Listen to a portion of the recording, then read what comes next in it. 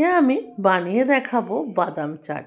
এই বাদাম চাট আমরা ট্রেনে বাসে প্রায় কিন্তু কিনে খাই। সেই বাদাম চাটের রেসিপি নিয়ে আজ আমি হাজির হয়েছি। তার জন্য প্রথমেই দেখো এখানে একটা ফ্রাই প্যান বসিয়ে দিয়েছি। ফ্রাই প্যানের মধ্যে প্রথমে দিয়ে দেব বাদাম। বাদামগুলোকে খুব ভালো করে ভেজে নেব। বাদামগুলো ভেজে একটা থালার মধ্যে ঢেলে নিয়েছি।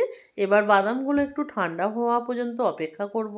ঠান্ডা হয়ে যাওয়ার পর বাদামের যে খোলাগুলো সেগুলো হাত দিয়ে চেপে চেপে তুলে নিয়েছি। আর আগে থাকতে একটা থালার মধ্যে আমি কিছুটা তেল বুলিয়ে নেব। একটা থালা আর একটা এরকম বাটি নিয়ে নিয়েছি, তেলটাকে এগুলোকে বুলিয়ে রেডি করে রাখলাম। আর ফ্রাই প্যানের মধ্যে গুড় দিয়ে দিয়েছি। গুড়টাকে দেখো নাড়াচাড়া করতে করতে সুন্দরভাবে পাক করে নিয়েছি।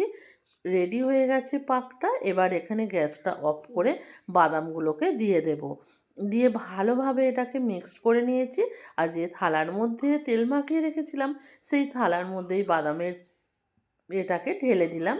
দিয়ে বাটি দিয়ে ভালোভাবে সমান করে নেব। এটা কিন্তু গরম থাকতে থাকতে করবে, না হলে ঠান্ডা হয়ে যাবার পর এটা করতে পারবে না। এবার এটা গরম থাকা অবস্থায় একটা ছুরি নিয়েছি, ছুরি দিয়ে এটাকে পিস পিস করে নেব।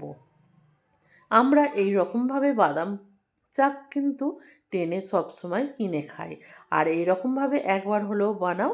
রেসিপিটা যদি ভালো লাগে পাশে থেকো।